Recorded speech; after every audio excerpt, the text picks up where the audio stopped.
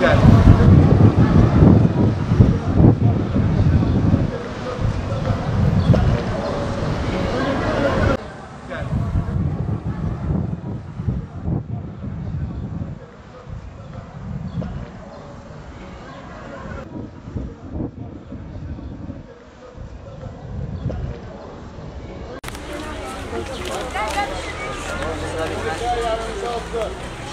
Baba kimliği almadım.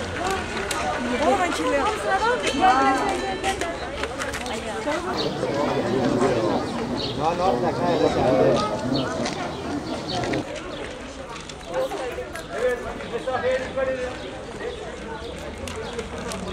Kesinlikle yine sınav hakkında konuşmayın. Bakın saat 10.45'te sözel bölüm bitecek. Sayısala kadar 11.30'a kadar belli bir ara var. Burada dışarı çıkmak yok. Ve kendi aranızda sınav hakkında ileri geri konuşmayın. Adınızı, soyadınızı, numaranızı, sınıfınızı mutlaka yazın. Sınavdaki gözetmenler, salon başkanları sizi dışarı çıkarmazlar. Ama dilek hemen yapıp dışarı çıkmayın. Sınav salonuna kadar, sonuna kadar herkes içeride oturacak.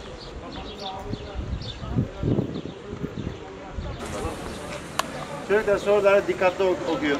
Mesafenizi koruyarak zamanımız var.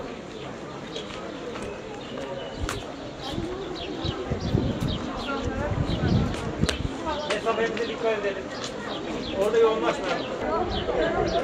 Mesafemize dikkat edelim.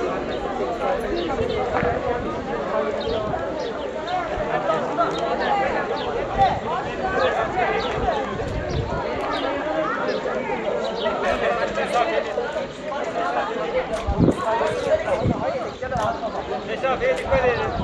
Bakın çocuklar bir metre mesafe olsun aramızda.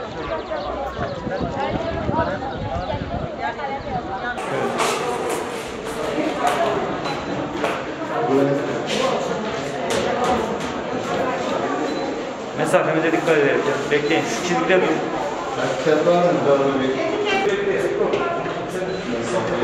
Geç olur.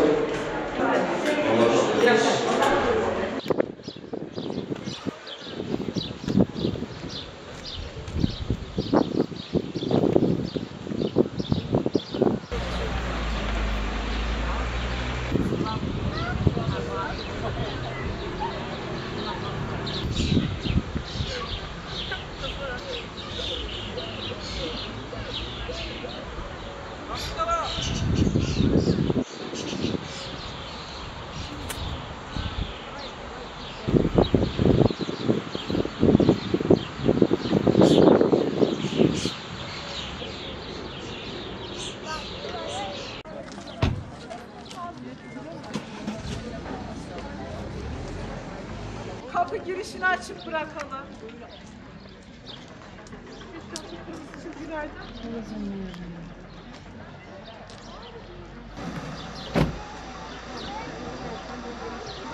Sayın veliler, lütfen bir kenara geçelim.